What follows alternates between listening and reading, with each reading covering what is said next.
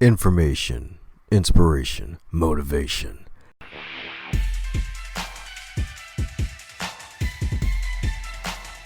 You're now listening to the Going North podcast, where you're going to get all three of those things and more. I'm your host, author, speaker, and book enthusiast, Dom Brightman. And every week, we're going to be hearing from an author who's going to share their expertise to help you charge forward in life. Now let's get on with the show.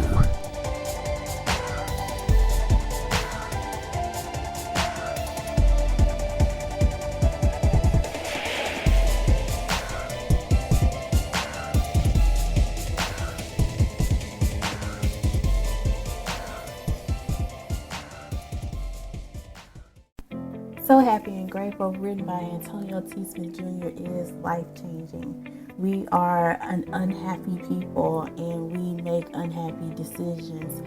But he teaches us that if we take on the responsibility of our happiness, if we look at happiness and gratitude as our duty, as our responsibility, as our birthright, we can't help but to have a prosperous life. Go buy So Happy and Grateful by Antonio T. Smith Jr. You won't be disappointed. And today on the Going North podcast, it's Women's History Month, baby, and we got some women, some Wonder Women, baby, who are in business, doing some things, making some moves, baby. And this podcast likes to feature those who are in business and doing something positive in the world. And a nice shout out to Nelson Brown for making this connection happen, because this wonderful person right here is the definition of a style and branding expert. She has built her own business from the ground up since its launch as a fashion and lifestyle blog since 2013. So you got to imagine, 6 magical years. So she's past the 5-year point of being knocked out of the business world. And after gaining so much experience in the editorial and e-commerce styling field and having the opportunity to work closely with both men and women, she soon realized the passion for helping women to gain confidence in themselves through style and branding was growing inside of her like a huge tree. So since then, she's been showcased as a local TV personality, and she's also been partnering with Baltimore Real Producers as their wardrobe specialist. So you got to imagine, this woman knows all about style. And for those who have be wondering who this wonderful person is, it's the one, the only CJ herself, Miss Christen Johnson. How are you today, ma'am? Good. Thanks for the introduction. I feel like a celebrity. You a celebrity. Can't spell Chris without celebrity, right? Right. You're right. And not left either.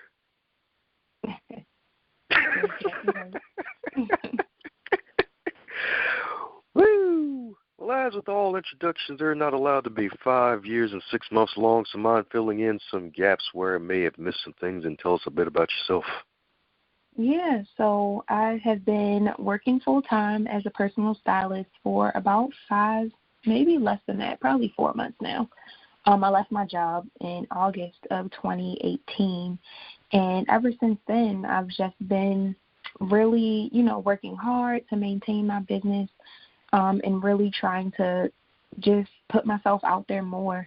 So I've been doing podcast interviews, I've been doing blog interviews, I've been doing a lot of workshops and things like that. But fashion has always been my thing. Personal styling, I realized was a thing for me when I first started my first full-time job fresh out of college. I was working for a company called Trunk Club, which is a styling company in D.C. Like Dom said, it was based out of D.C. and it was for men, but kind of transitioned into women as well. So I got a taste of both worlds, and I realized that women were, who I wanted to help. So that's where I kind of got into the personal styling realm and really focusing on women and how I wanted to build my business around styling. So, yeah. Oh, yeah, styling and profiling. And just gaining the power to quit your job and start it, too. Yeah, which was kind of scary, but I wasn't too scared to the point where I didn't want to quit my job, of course. I still live at home. I still have my parents' support.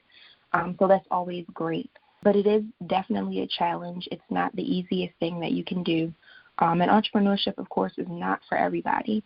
But thankfully, I am very self-motivated. I'm very determined. I'm a hard worker and extremely organized. So I already knew that I was cut out for this. It was just a matter of me, really taking that leap and really moving forward into entrepreneurship. There you go. Cut out for it, indeed. So just cutting out certain fabrics in the wardrobe, right? Yeah. That's right. So if someone wants to wear a fur coat and some Speedos, you'd be like, oh, honey, no, don't do that. I mean, if that's your style, so be it. That's perfectly fine with me.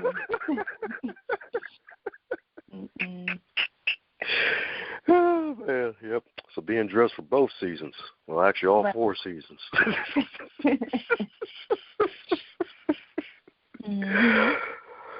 Oh, man. Woo. What advice for those who are just starting out in their business? Yeah. That's a lot I can say, a lot of advice I can give. I'm still learning. I'm still growing.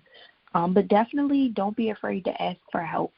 I know when I first started off, even before I broke into, my full-time entrepreneurship thing, I didn't really ask for help much. I thought I could do everything on my own. I thought I knew everything. I thought that I didn't really need anybody else's help. I knew exactly what I wanted, and I was in full control. But as an entrepreneur, still learning about different industries, still learning how to communicate and how to collaborate with people, it's great to really get some feedback from other people. It's really good to kind of ask questions and really understand the different perspectives of things. So be open-minded. Definitely take criticism. You have to have thick skin because a lot of people, there are a couple of different people out here. They're either out here to sabotage you or they're out here to help you. So it's up to you to really figure out who those people are and which ones you want to work with. The fashion industry is very cutthroat.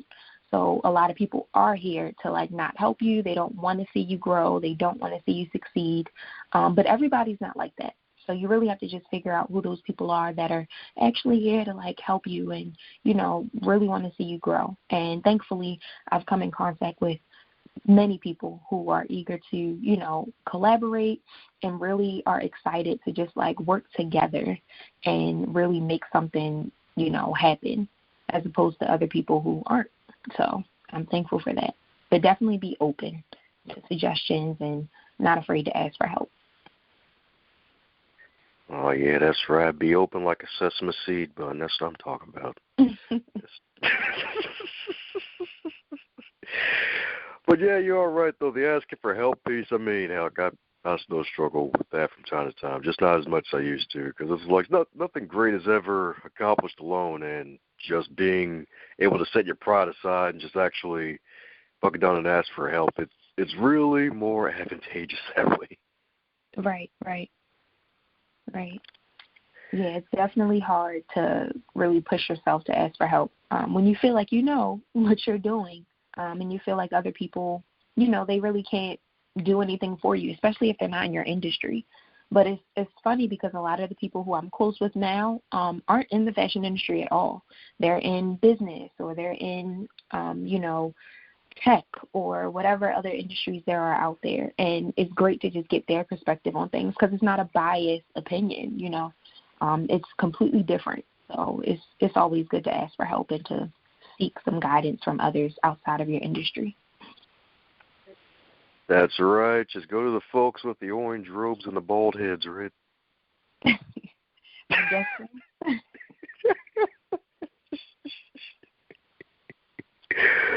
Oh, man. That's right. The gurus are shiny heads, baby. That's right. That's how you're in style. Never need a haircut ever again. Boy, stop. That's horrible.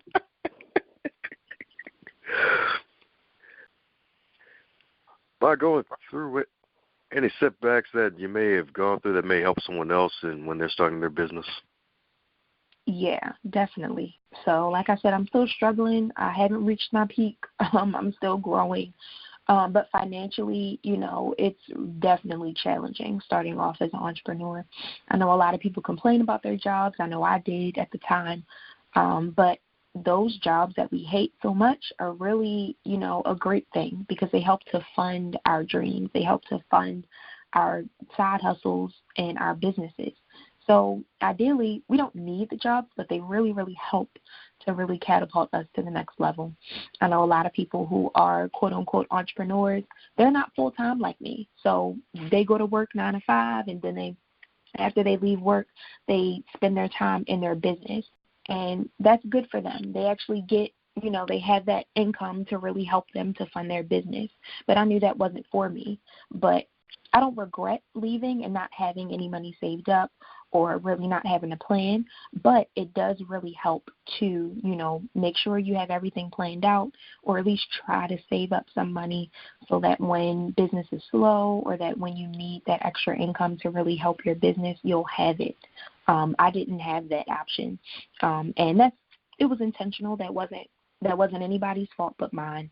But I knew that if I were to have maybe saved up a little bit more or maybe even, pushed through and kept my job until I was actually ready to take the leap, I would probably be in a different position right now. But everything happens for a reason, so I definitely don't regret that. But like I said, definitely plan and make sure you have some money saved up to really help your business grow to where it needs to be. Oh, yeah, that's right. Have that money saved up. And, that's right. Have a killer savings. Make that mess have a six-pack. That's right. Have all the abs. That's right. All the abs so you're able to do your business. That's right. Mm-hmm. Yeah. That's right. Flip the bird to the manager and be like, yep, I'm out. That's right. Like the closet, I'm out. I'm out this pit. No, stop.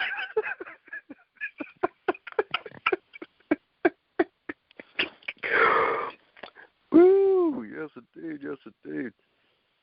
And funny enough, your last job that kind of prepared you for your current business was in retail, right? Yeah, I've actually had a bunch of retail jobs. But my last one in particular, I was there for 4 months. I was a manager as opposed to just a normal associate, which was a little bit different. I thought it was going to be, one way, but it ended up being pretty much what I expected. The hours weren't all that great.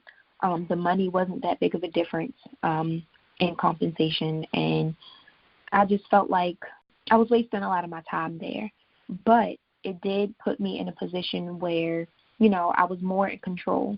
I had employees under me, so I was able to manage a group of employees. I was able to open and close the store. I was able to, do things that actual associates weren't normally able to do in that position.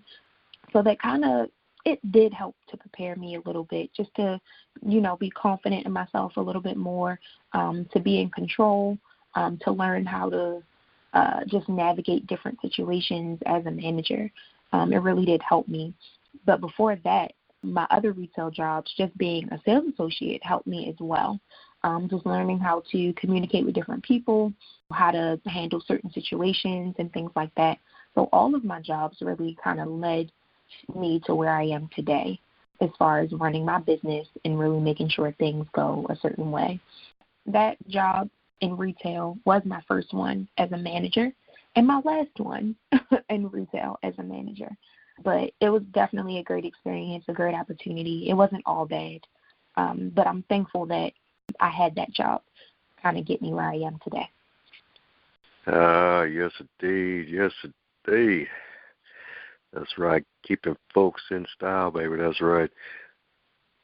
So what would be probably one of the pieces of advice you would tell someone before going into, like, the fashion industry in particular? Because I know you mentioned earlier that you have to have kind of like the spirit of discernment with some folks, because some of them are cutthroat and all that jazz. It's not so smooth. So any advice for those looking to get into the fashion industry, especially with customer service? Because I know some folks might not be open to certain pieces of advice.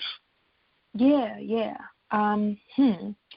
So breaking into the fashion industry, I would say don't be don't be offended by anything that people say to you. Sometimes people say some really harsh things, and they don't really mean it the way that they say it. It's just how it comes off. Baltimore is not really like a fashion city at all. So really the only opportunities here, at least I think so, are retail jobs. So that was my little bit of fashion industry that I was able to get experience in, which was great, but it's not the real thing. So if you think this is bad, then go to New York and really see how it is. Definitely don't be afraid to really expand your network, to really put yourself out there. Like I said, go to New York, go to California, go to Atlanta, and really experience the fashion industry in different cities. If you're in Baltimore, you can definitely grow a fashion business here because, of course, I was able to do it.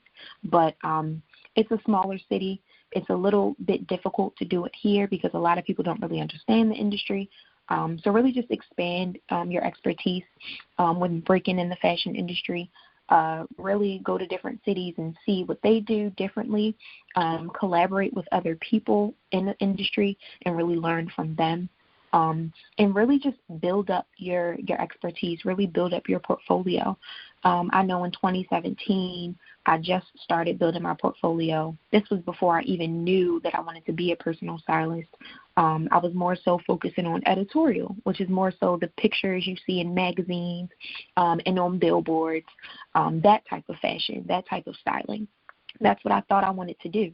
And I started building up my portfolio, planning my own photo shoots, sourcing my own models, photographers, makeup artists, and things, which got very expensive. But I was able to build up my portfolio only to realize that that's not even what I wanted to do. So definitely, try some new things. Try different types of styling. A lot of people don't even realize that there are multiple types of styling. It's not just one. So really do your research. And really practice and see, what type of styling you really want to get into. You won't know unless you try. So I think that's the best thing that advice that I can give for anyone breaking into the industry. Really practice, really see what type of styling you want to do. Go to different cities and see how they, run their fashion and how they do fashion there. And just learn. Be a sponge and absorb everything around you. And don't be, don't let anybody or anything that someone says really get to you. Just take it like a grain of salt and keep it moving. Oh, yeah, be a sponge indeed. So basically, if you're looking to go to the fashion industry in like New York, California, show up in a sponge suit. That's right. Yeah, definitely do that. That's your best That's option. Right.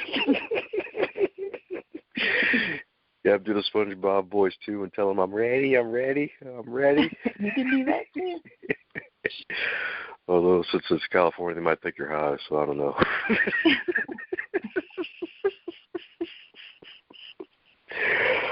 Oh man.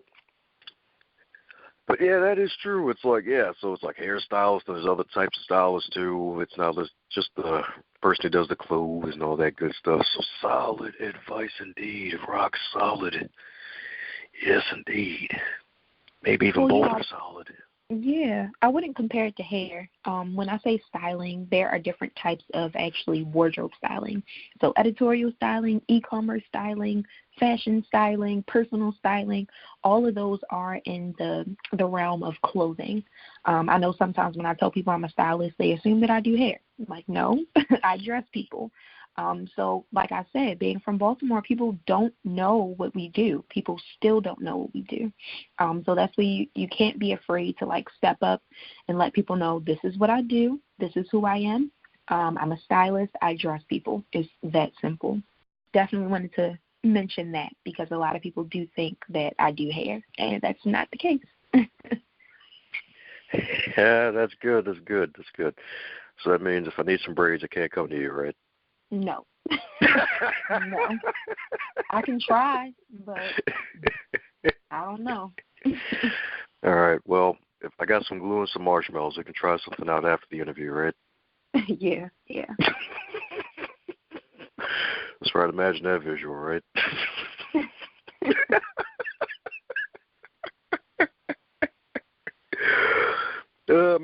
clarify on that because it's like, I guess it's the equivalent of approaching a person in a hardware store with the apron on, asking them if they work here. It's like there's no, Right. no, I don't do your hair. There's some certain things I do with the clothing.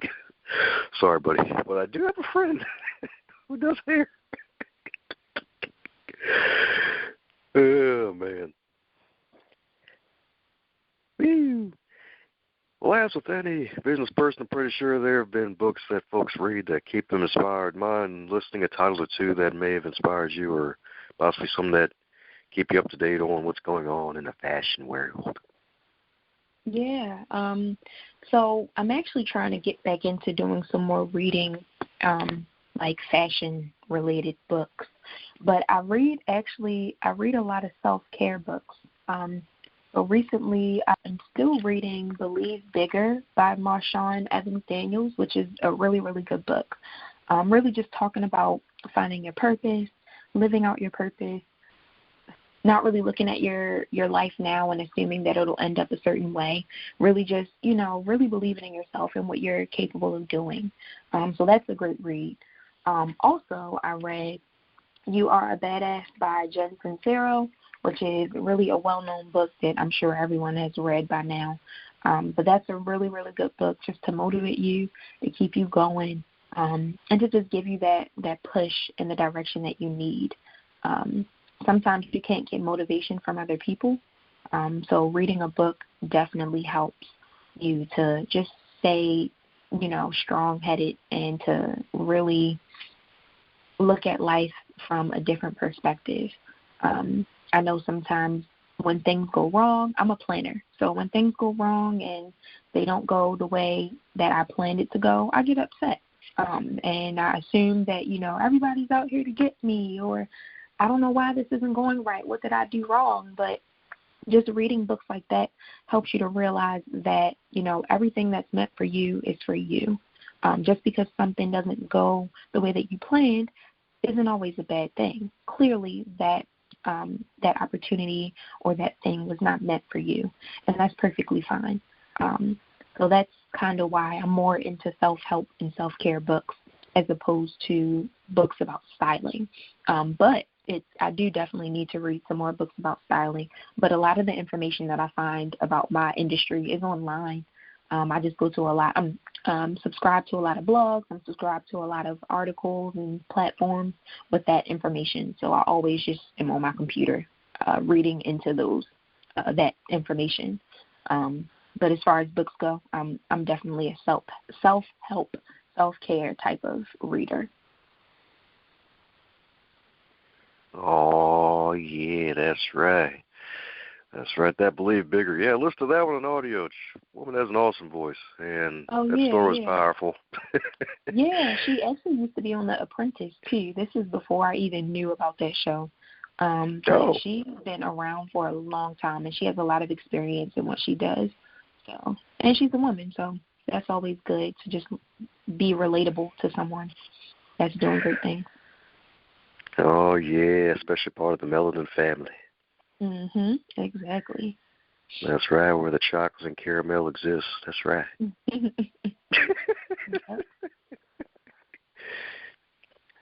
Woo! Well, if I have a question like that, it's just about every guest. In your case, it's a little different. So what advice would you give to yourself if you were 18 in the current year of 2019, and you get to keep all your knowledge and experience? So advice that I would give myself if I was younger? Or? Yeah, so you're basically 18 again. That's right. Oh, 18. Welcome back. I felt like my teens are kind of blurry. Where was I when I was 18? I was in college. Yeah. I believe I was a sophomore because I started school when I was 17. I started college when I was 17. So I was in college. I was a sophomore. I'm trying to remember exactly where I was to kind of get an idea of what I would say. That was probably at the beginning of when I kind of knew what I wanted to do, but not really. I knew I wanted to own my own business. I went to school at North Carolina A&T State University, and I studied business management. At the time, like I said, I knew I wanted to own my own business, but I didn't really know what I wanted to do.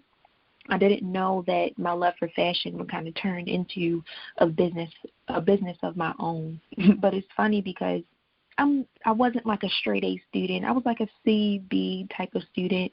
And of course I could have did better. But school at the time, I was out of state. I was trying to have fun. I really was trying to like be into everything. I was actually in a lot of organizations. So modeling, fashion, all those, I was in so many organizations. So I definitely was a people person, but school was just not my thing at the moment. But as far as what I would say to myself back then, I would say to not be afraid to be confident in myself, to not be shy or to not be afraid to speak up. It's funny because I would speak up to those people that I knew or those people that I loved or, those people in my family. But when I was meeting someone new or introducing myself to someone new, I was very quiet and timid, and I don't know why. It was like the opposite. I shouldn't have been like that. But I would just say to speak up, be confident, don't be afraid to be outspoken and say what I really, really mean.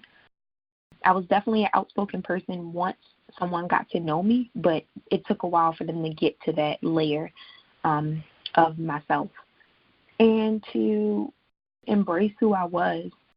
I know in college a lot of people think that that's a time where you're like figuring yourself out and trying to figure out who you want to be at the moment.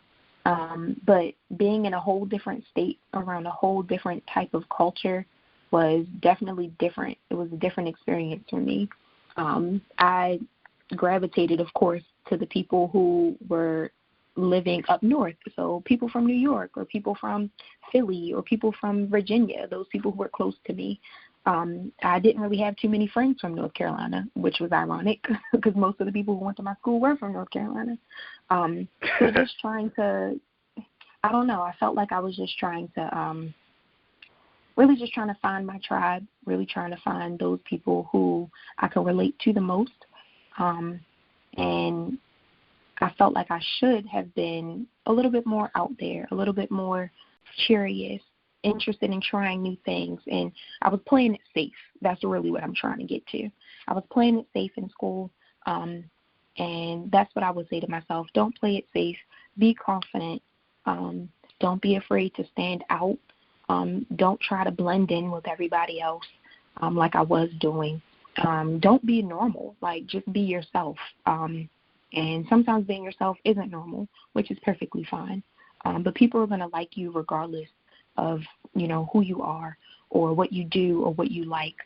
And, everybody can relate to anybody can relate to anybody. You're not the only one who, likes certain things. There's a lot of people that like that. You just have to find your tribe. So I think that's it. I think that's what I would say to myself back then. Oh, yeah, solid advice. That's what I'm talking about. Solid advice once again. That's right. Put yourself out there.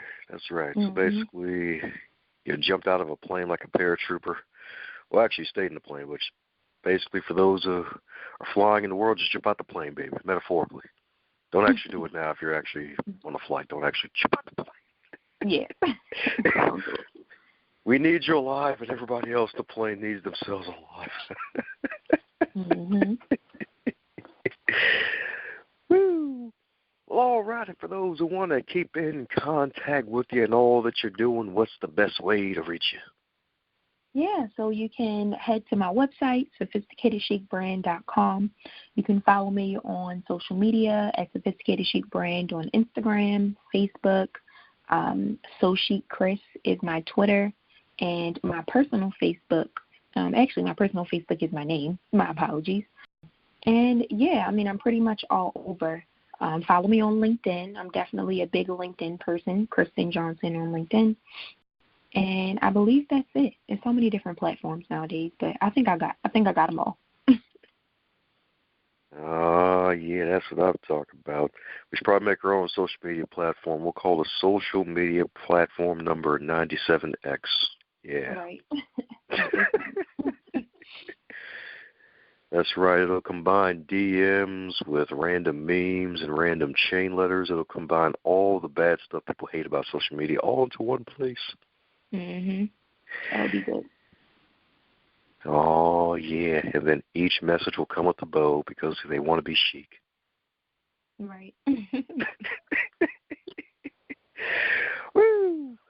Well, all right, there you have it, folks. Go on ahead and find her on the social medias. Heck, even have one of those 15-minute consultations with her. Get yourself looking fabulous.